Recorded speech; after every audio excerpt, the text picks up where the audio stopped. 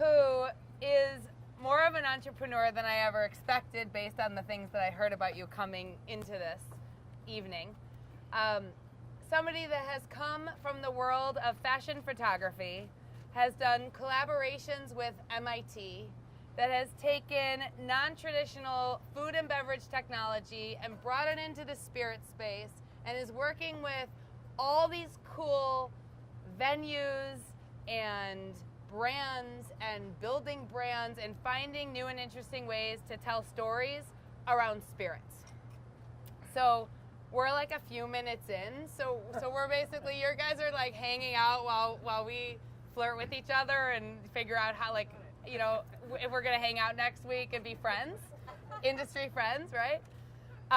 So I have some questions, and I feel like this would also work really well if you guys have some questions, and you can just like toss it out and interact and throw down, right? Okay, so hi. Hi. Hello again. Do you want to tell all these amazing humans like a little bit about you and where you come from? Absolutely. Thank you. Guys, first of all, I want to say that it's been an amazing day for me and for my career to be among such a like spearheaded like group. Thank you very much, Bill. Thank you very much for inviting me. Charlotte, Layla, thank you guys. It's been quite amazing. You don't get to be in groups like this all the time. I'm the guy that is on the road 365 days, doing the brand work, doing the concept work, getting to know and being ahead of the curve, trying to understand what's coming into the beverage industry and how can I fit in and how can my projects be part of it as well. Not only in the United States, but globally. And that has served me with the opportunity of like a lot of learning. Pretty much I've been able to curve my passion a little bit because sometimes you see things that are quite amazing and the rest of the world will not understand. You know, you have to be patient and plant the seed and let it grow and then harvest it. But I am that person. Started a while ago. My career has been 21 plus years. Started in New York City. For me, I love LA, but New York City is New York City. When New York City comes into beverages and culinaries, you know, the whole rest of the world like gets impacted by it. And taking my approach, as I told you in the beginning, there's three things that I really believe in, and it's inspiration, influence, and impact. We didn't speak about this, but there was a great story that I read not so long ago on a plane, and it was about this small little parasite that moves very sexy and attract shrimp. So the shrimp eats the parasite and the impact. So we're talking about inspiration, the sexy movement. So basically you're inspired by sexy parasites. This is where we've gotten so far, people. Maybe we should elaborate a little more. And okay. Then the impact of the parasite on the shrimp is to make his head glow, fluorescent. Cool. So I don't know if you've ever been to a bioluminescent bay ever and seen the cream glow in the dark. Yeah? Yeah. That situation happens. But the parasite does that to create a bigger effect. So it's about the influence. So there's gonna be eventually a big fish that's gonna notice the glowing thing and it's gonna go for it. And that's the perfect situation for the parasite to create a perfect environment so live in the belly of this fish. So those three words, exactly. Power is small. I was going there, you stole my line. All right, anyways, but being able to like be affected by that, we always like, you know, start small with great ideas and passion being the fuel of many things. So that has been something that I like really try to pay attention, and thank you guys all for today. Personally, like, you have impacted me, so thank you. So I have this list of these amazing things that Juan has been involved in, from being a founder of the Bubble Room. Bubble Lounge. Bubble Lounge. This is where us just meeting each other is going to be a little interesting. Come on, you're a New Yorker. Okay, I'm going to forget this. Forget the list. He is doing some amazing things. And you're welcome to tell them about any of them. But one of the things that's really interesting about what I've been learning about you is it sounds like you have a philosophy around how you do things that has to do with having no expectations and putting your head down and being in what I call as flow state. And it sounds like whether it's your new endeavor, the Colada Lounge, or any of the past projects and venues and representations that you've done with different brands, you have a certain ethos and way of doing that. Can you share that with everyone? Because I think that that's really interesting. Yeah.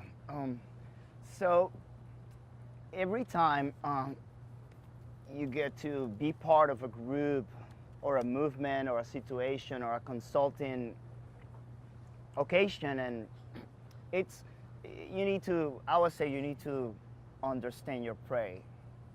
You need to get to know your prey very, very well. I was talking with Jody. It's all about the food chain. You need to understand them. Your client is your prey at certain times, and your target, your audience, your customers, your guests. It depends on the situation that you're in.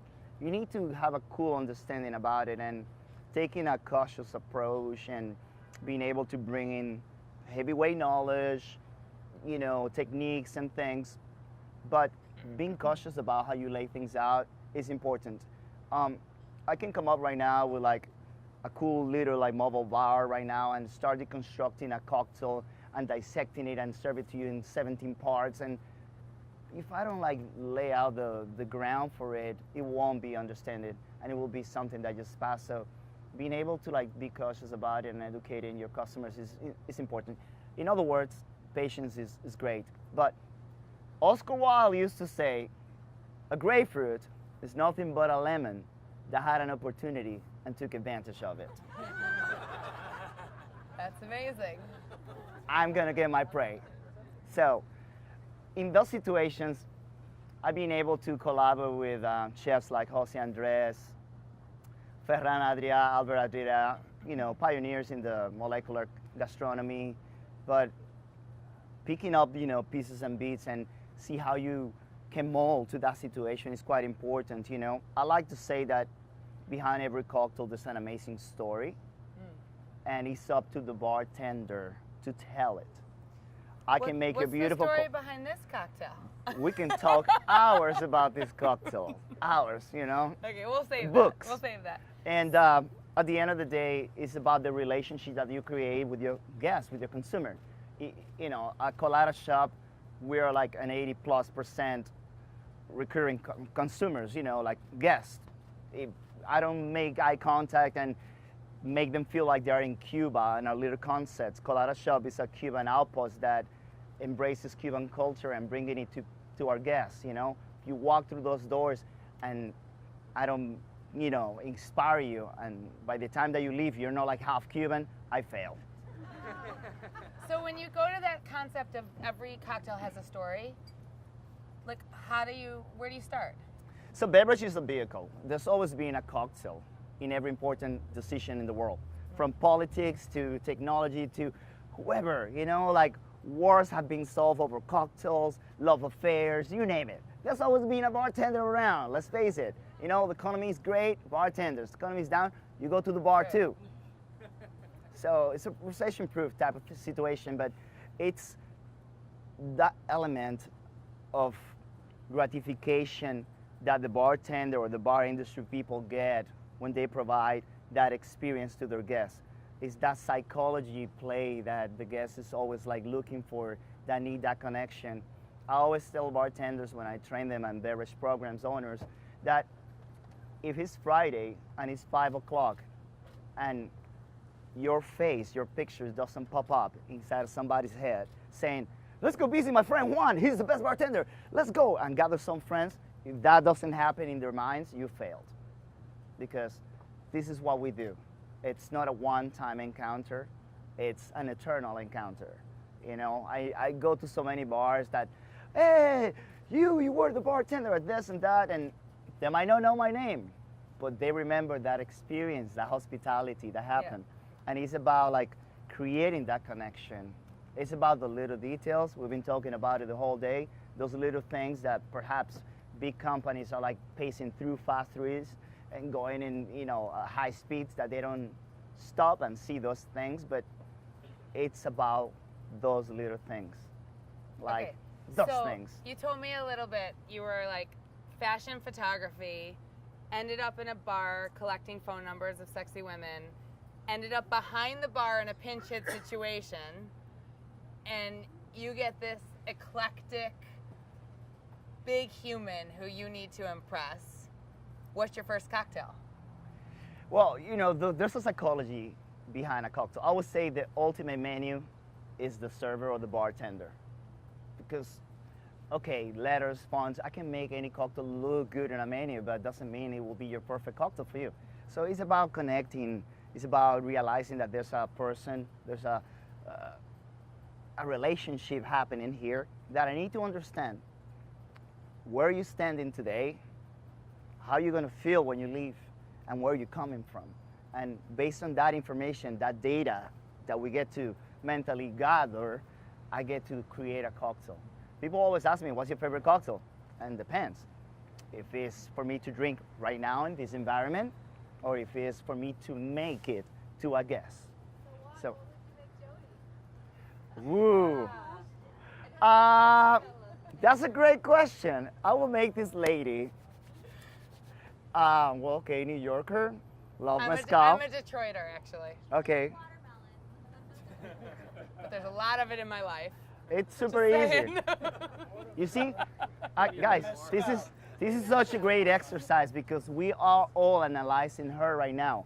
And you throw it in the watermelon. I know she loves mezcal, so I will go for a mezcal watermelon margarita with salt on the rim. Like easy to make her pleased, like happy right now, And it's the information that we'll gather from her. What we seen of her today, what we heard of her, I don't want to create a cocktail that is too technically, that requires a clicker and things, But, I want to take it away from that. It's like Touche. easy, simple, good, I appreciate that. All right? Yeah, I don't want a cocktail with a clicker today. No. Not today. Not today, okay? We try some all the time. Okay, so let's say you want a cocktail, and you're alone at a bar, and you want to kind of puzzle the bartender for your own amusement. Oof. I have a different approach. When I go to a bar, I am that guy that I would always sit at the bar and I start like doing the pie formula on the bottles, a little bit of this, and I come out of every bar. Actually, I have a confession to make. If I go to a restaurant or a bar, I will always sit at the bar. But out of every dish, out of every dollar that I invest into me, whatever, eating or drinking, I have to come up with an idea, and I made it like kind of like an enterprise. I need to get an inspiration, at least one cocktail out of this place today, and I'm gonna walk out with an idea. And inspiration is one of those things that I was telling you earlier. If I don't get inspired, I fail. I need to get something out of this restaurant that we are in, out of this experience, out of all of you. I absorbed a lot today, but out of this restaurant, I gotta come out with something. I will let you know in New York, by the way. Okay. But I need to come out with that, otherwise I'm just passing through, and that's not what I'm here to do. And so if you were to create a cocktail based on everything you learned today, outside of, for me, give us the specifics. What are the ingredients? How are you putting it together? Are you shaking it? Are you stirring it? What is it?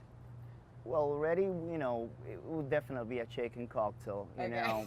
I will definitely play with the temperatures that we had through the day. We started with a cold day, and when a cocktail is so good that you want to sip it slowly and the temperature changes, but the cocktail's still good, it means it was well made. So I will play along those lines.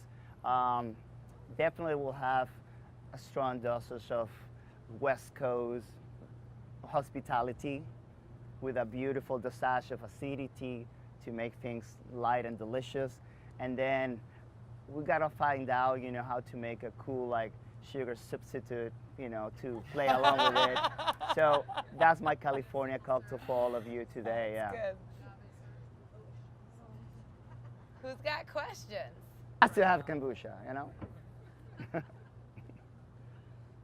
going to ask you, beer has been losing market share to spirits for a while, and hearing you talk about this connection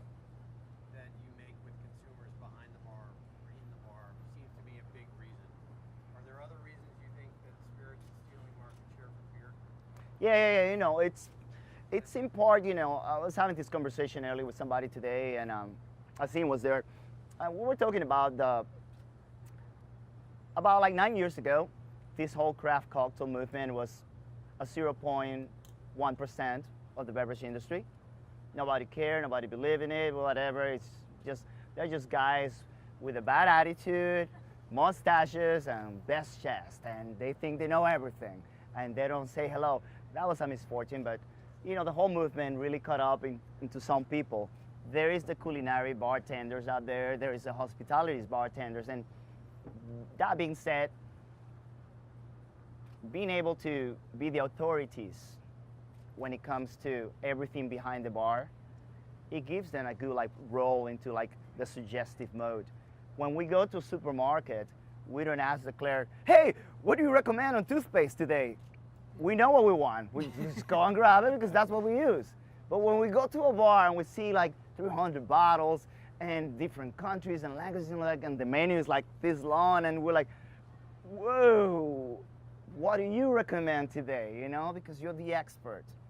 And that role that the bartender, the professional in the industry, in the beverage industry, completely, say it could be in a coffee shop, could be in an airport, in a grab and go, in a wine bar, on a bar. He plays an important decision, you know, important weight into our decisions, and that's key. Like, we right now are building a squad of educated consumers in America, and that's amazing. The average Joe can tell you about bourbon, can tell you about whiskey, gin, or vodka, and that's quite amazing, you know? We're leveraging the education into our consumers, and eventually there will be a point that perhaps when you go to the supermarket and don't ask for your toothpaste, you will go to a bar like, this is exactly what I came for. I know you're a craft cocktail bar, but this is the way I drink my Ramos Gin Fizz. This is the way I like my Hemingway daiquiris. This is the way I like my Daisy de Santiago's, etc. You know, and based on that performance, we get to become one-to-one or friends with the bartender, and like, okay, what do you recommend now? Show me what you're working on, and that's happening a lot. That's happening a lot. So how do you decide which brands to recommend, and how do you tell the story to your consumers? I see things, you know, from a consumer point of view. I'm a consumer like everybody else. You know, I'm not trying ever to be the coolest guy because I will never be. You know, I'm from the Dominican Republic and I have an accent.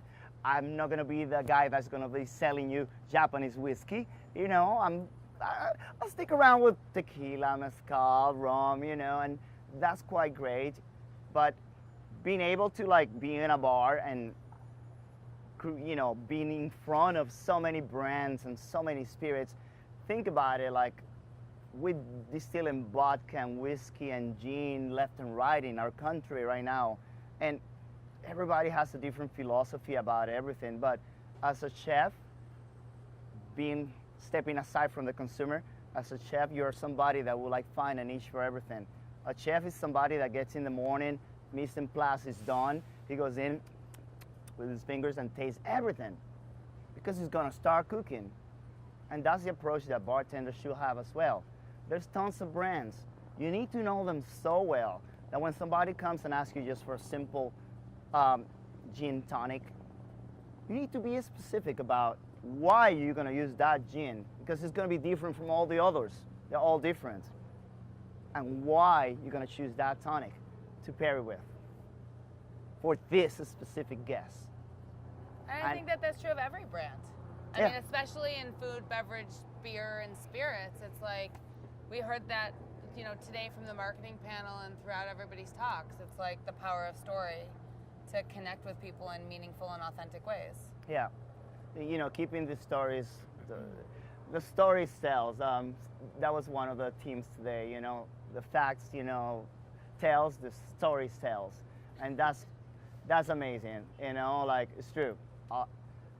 I can make you guys drink so many cocktails, but perhaps you don't like it. Perhaps you're like, yeah, it's not my thing. But once I tell you the story, once I show you what is this all about, you will have an emotional connection with it. I always say that cocktails are three-dimensional. They have to look good, smell good, and taste good, but not only that, They need to have a body.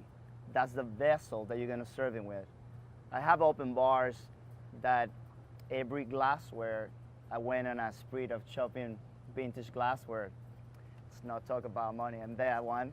But every glassware that I bought came with an affidavit from the family that owned it before.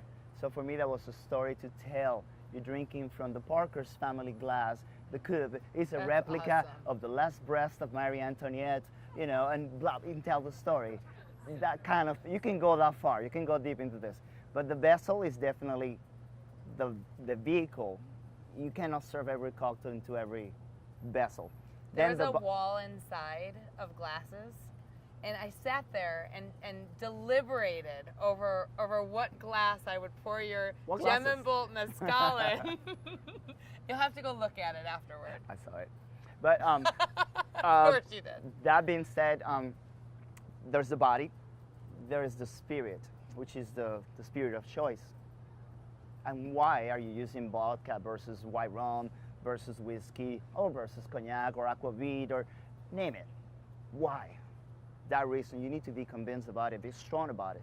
And then, last but not least, you have the soul. Every cocktail has a soul. And that is your temperature and your water content. Water, it's what we all do. At the end of the day, you're the watermelon lady. Everything, every bottle of spirit out there is 40% alcohol, 60% water.